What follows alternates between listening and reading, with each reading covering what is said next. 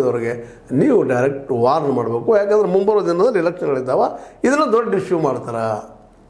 ನಮ್ಮ ಈ ಒಂದು ಪಂಚಾಯತ್ ಎಲೆಕ್ಷನ್ ಆಗಿರ್ಬೋದು, ಮತ್ತೊಂದು ಎಲೆಕ್ಷನ್ ಆಗಿರ್ಬೋದು, ಮುನ್ಸಿಪಾಲ್ಟಿ ಎಲೆಕ್ಷನ್ಗಳಾಗಿರ್ಬೋದು, ಇಲ್ಲಿ ಮಾತ್ರ ನಮ್ಗೆ ಹೊಡೆದು ಬಿಡ್ತದೆ ಅಂಥೇಳಿ ಹೇಳೋದಷ್ಟೇ ಅಲ್ಲ, ಅವ್ರು ಮತ್ತೆ ಹೇಳಿದ್ರು ಅವ್ರಿಗೆ ಗೊತ್ತದು, ಈ ಮಾತನ್ನು ಮಾತಾಡಿದ್ದಾರೆ ಅಂತೇಳಿ ಸುದ್ದಿಗಳು ಬರ್ತಾಯಿದ್ದಾವೆ.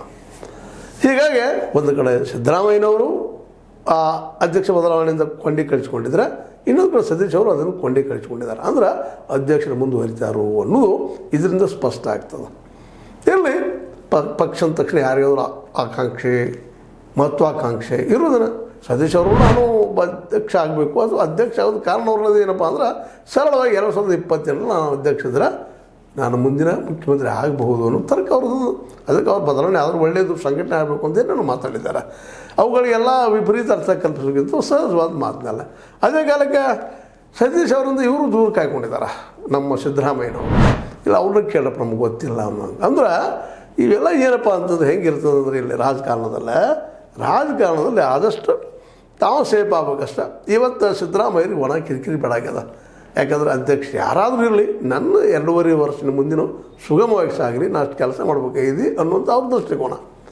ಸತೀಶ್ ಅವರದು ಅಧ್ಯಕ್ಷರಾದ್ರೆ ನನಗೆ ಅನುಕೂಲ ಆಗ್ತದೆ. ಯಾಕೆ ಈಗ ಗೊತ್ತದ ಅವ್ರಿಗೆ.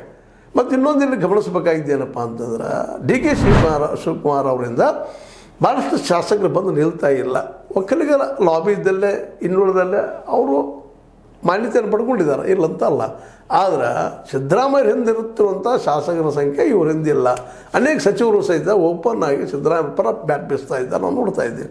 ಹೀಗಾಗಿ ಒಂದು ವೇಳೆ ಅಧ್ಯಕ್ಷ ಸ್ಥಾನವನ್ನು ಕಳ್ಕೊಂಡ್ರೆ DK ಅವರು ಭಾಳ 4 ಜನ ತಮ್ಮ MLA ಹಿಡ್ಕೊಂಡು ಅಡ್ಡಾಡ್ಬೋದು ಅಷ್ಟೇ. ಅದು ಇವತ್ತೊಂದು ಪೊಸಿಷನ್ ಅದಲ್ಲ, ಒಬ್ಬ ಮುಖ್ಯಮಂತ್ರಿ ಲೆವೆಲ್ದಲ್ಲಿ ಪೊಸಿಷನ್ ಅದಾವ್ರಿ. ಉಪಮುಖ್ಯಮಂತ್ರಿ ಇರ್ಬೋದು ಸರ್ಕಾರದ ವಿಷಯದಲ್ಲ, ಆದರೆ ಪಕ್ಷದ ವಿಷಯ ಬಂದಾಗ ಸೀನಿಯರ್ ದ್ಯಾನ್ ಮುಖ್ಯಮಂತ್ರಿ.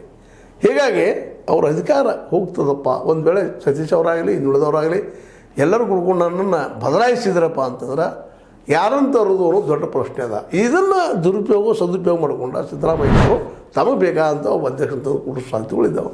ಆಗ ಇನ್ನೂ ಅಧಿಕಾರ ಕಡಿಮೆ ಆಗ್ತದೆ ಅಂತ, ಶಕ್ತಿ ಕಡಿಮೆ ಆಗ್ತದೆ ಅನ್ನೋ ಭಯದಿಂದಾಗ್ಯೋ ಮತ್ತೆ ಕಾರಣದಿಂದಾಗ್ಯೋ ಅಥವಾ ನನ್ನ ಮಾತಿಗೆ ನಡೀತದಪ್ಪ ಕಾಂಗ್ರೆಸ್ನಲ್ಲೇ ಸಿದ್ದರಾಮಯ್ಯನೊಬ್ಬರು ಬಿಟ್ಟರೆ ಉಳಿದವ್ರ ಮೇಲೆ ನನ್ನ ಮಾತು ನಡೀತದೆ ಅನ್ನೋದನ್ನು ಪ್ರೂವ್ ಮಾಡೋ ದೃಷ್ಟಿಯಿಂದ ಅವರು ಖರ್ಗೆ ಅವ್ರಿಗೆ ಭೇಟಿಯಾಗಿ ಹೇಳಿ ತಮಗೆ ಬೇಕಾದಂಗೆ